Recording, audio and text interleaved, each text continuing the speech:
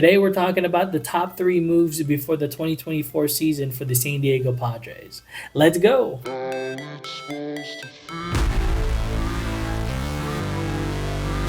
Number three is going to be the loss of Michael Wacha, Seth Lugo, and Blake Snell to free agency. All three of these guys are starters. Michael Wacha and Seth Lugo ended up signing with the Kansas City Royals. Michael Wacha ended up winning 14 games last year. Wow, look at that ERA. It's at 3.22. Seth Lugo, we take a look at some of these numbers again. Basically, really good numbers for some pitchers who were considered the fourth and fifth starters on that rotation. Couldn't really ask for anything more. We knew that the Padres wanted to cut some payroll during the offseason, but still hurts to see some of these guys leave via free agency. Last on this list here, Blake Snell ended up signing with the San Francisco Giants. Let's see. Blake obviously ended up winning the Cy Young Award last year. That award is basically given to two of the best pitchers around baseball, one in the National League where the Padres play and one in the American League. Man, it just sucks to see him go to a division rival. I wish these guys all the good luck, except for when they played the Padres. Coming in at number two is going to be the Juan Soto trade to the Yankees. Again, payroll.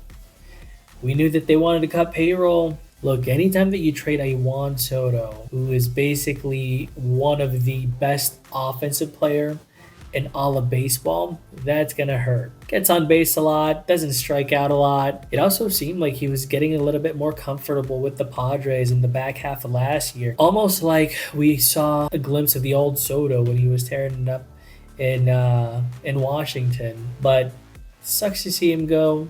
Again, I wish him good luck, but not when they play the Padres. Trent Grisham also ended up going to the Yankees on that trade. So we knew what we had with Trent, right? So he's a really good center fielder.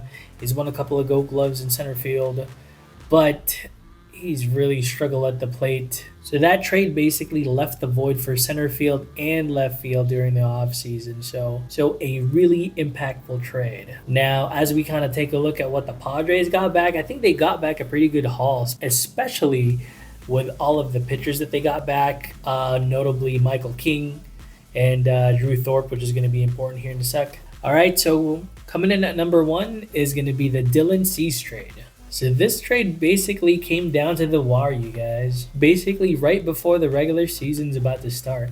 So there were a lot of questions about who the starting pitchers were going to be for the Padres, right? And I think AJ did a wonderful job. Let's just take a look at some of the details around the trade real quick. Obviously, the Padres get Dylan Cease, but what the White Sox get, or who rather the White Sox get, are Drew Thorpe, Iriarte, Samuel Zavala. It also sucks to see Steven Wilson go. It's kind of funny how some of these things work out, right? So one of the other teams that was trying to get Cease was the New York Yankees. And if you noticed, one of the pitchers that was included into this trade for Cease from the Padres is Drew Thorpe, who came to the Padres from the Juan Soto trade. So it kind of went a little bit of a full circle where the Padres were able to beat out the Yankees in a trade because of a pitcher that the Yankees traded to the Padres. Go figure. Anyway, back over to the Dylan Cease trade. Who Dylan Cease is and what he's going to bring to the Padres. Dylan Cease is probably one of the better pitchers in all of baseball. He had a down year last year, but the year before that, he was in the running for the Cy Young Award. Gets his ton of strikeouts, throws a lot of strikes. He's going to get ready to basically slide into that top of that rotation. Dylan Cease is also going to have 2 more years left of team control. So if you look at really what the Padres had to give up to get Dylan Cease, I think they got a really good deal. Good job, AJ. Yeah, that's pretty much it. Again, AJ did a great job in building a really good starting rotation. Now you got Dylan Cease, Yu Darvish, Joe Musgrove, Michael King. They've got some solid options for that 5th spot in Johnny Brito and Matt Waldron. All right, before I ramble for too much, I'm going to end it. I am so pumped up for the regular season. Are you guys going to watch? Are you guys going to stay up and watch it at 3 a.m.? Are you going to sleep early and then wake up at 3 a.m.? I really don't know what I'm going to do yet. Or do I? All right.